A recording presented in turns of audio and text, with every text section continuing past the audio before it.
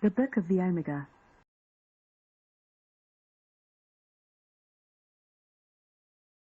The Ethiopians did it, the Greco-Romans and Egyptians did it, the Arabs did it, the Protestant Western Europeans did it.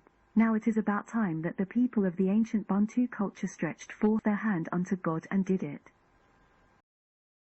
Africa awaits its creators.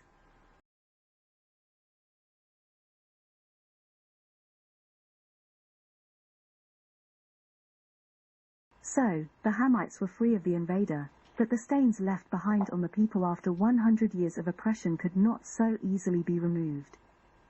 And gradually the children of Ham once again began to stray from the spirit of pure love, balance and order, and the knowledge of the tree of life, and they began to follow foolish and selfish practices, leading them into many temptations, trials, and tribulations. But the Queen of Ethiopia, who had remained true to the tree of life and the Christ, Alpha and Omega, would not allow her people to be influenced by the stranger who had led the Hamite astray, so she caused there to be a division between the people of Ham and Ethiopia, after praying to the Most High for order, balance, and obedience to be maintained in her land. As it was in the beginning, so shall it be in the end, the truth shall stand and forever it will be. Selah.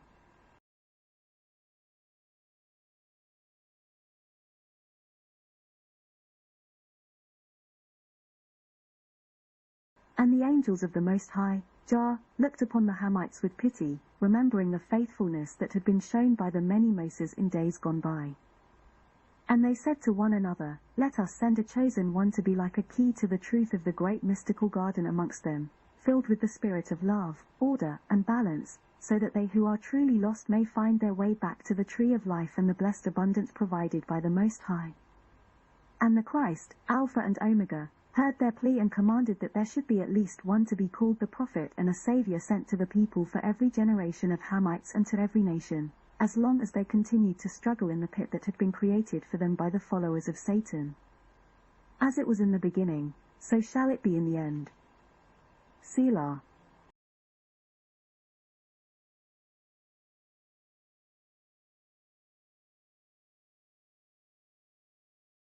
And it would come to pass that every time a saviour would emerge from amongst the children of Ham, the many followers of Satan would rise up and seek to persecute, assault, and kill them before they could grow to full maturity.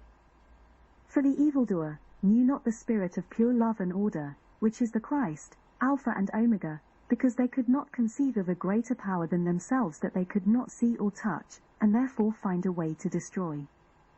As it was in the beginning, so shall it be in the end. Selah.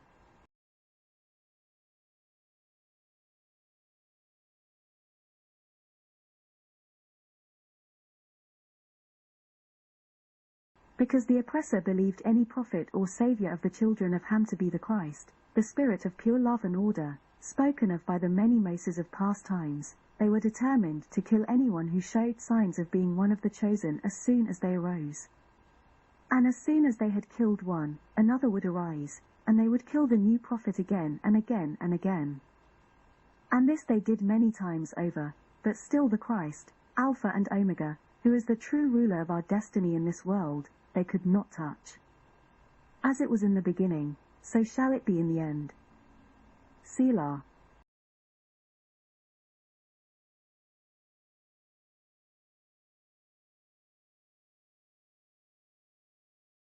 And a rumour began to spread across the lands to the north of Ethiopia, Nubia, from the land of Ham, which the oppressor called Egypt and Libya, and down through all the eastern lands of Shem.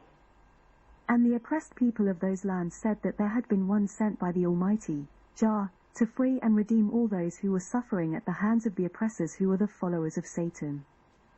And the oppressor from the north, who were called the Greco-Romans, took him, and crucified him because of his name, which was the Saviour. And they stripped him of his name and called him Jesus, which is a name without meaning, and they laughed, mocking his followers, and said, This dead man is your Christ. What is your God going to do about this now? For they had nominated themselves to be the Antichrist, a devil in the eyes of the oppressed. And the Greco-Romans acted to make the lives of the people they deemed to be followers of the man they called Jesus, who they labelled Christians, to be filled with hardship and strife, persecuting them even unto death, like lambs to the slaughter. But the Christians could not be turned away from following their Savior, even after he had been put to death, because they believed the man their oppressor called Jesus was in fact the Christ in the Spirit, and their numbers continued to grow under the cruel hand of the Greco-Romans' oppressive tactics. And the Greco-Romans wondered amongst themselves about what kind of powerful force it could be that is able to command such obedience from its followers even beyond death, for they knew nothing of the Spirit of the true Christ, Alpha and Omega, who silently observes the deeds of one and all. As it was in the beginning, so shall it be in the end. Selah.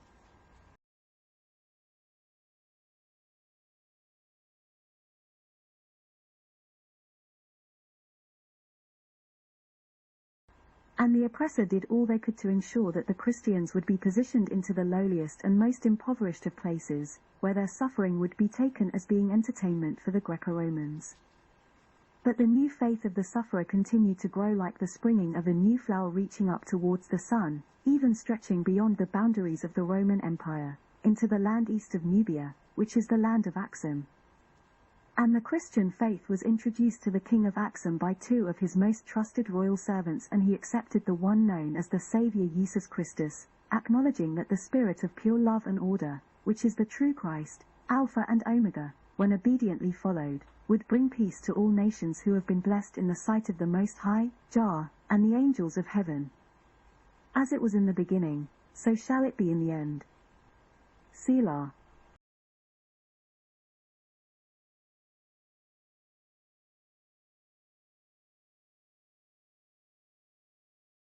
And the king of Axum looked into the many Christian books that had been presented to him by his Shemite servants, recognizing many of their stories in line with existing Axum tradition. But he also found some parts of the story that were missing and in need of correction, and decided to call his most excellent masters of the scroll, to compile a new book based on the Christian books of his servants, which he called the Glory of Kings. But there was something missing that couldn't be explained away by glorious words of hope and peace written onto a scroll. So it was agreed by the lords of Axum that they needed to gain possession of the great treasures of ancient Ham, which had once been stolen away into the land of Canaan but were retrieved in later years by Pharaoh Moses the Great of Ham. For it was said that if the Axumites were able to gain possession of the great treasures, they would be able to use them as proof that they shared some of the same ancestors as the Saviour Jesus Christus. These ancient treasures were believed by the king of Axum to be hidden away in the land of Nubia, and so he gathered his army together and marched them into the land of their neighbor. And the Hamites and Ethiopians who had remained obedient to the Christ, Alpha and Omega, and loved the tree of life did not allow themselves to be drawn into a war over material possessions, and they withdrew themselves from the land of Nubia to go west towards the golden lands of the setting sun, where they might at last find peace in that great mystical garden of abundance, blessed by the Almighty, Jah. As it was in the beginning, so shall it be in the end, the truth shall stand and forever it will be. Selah.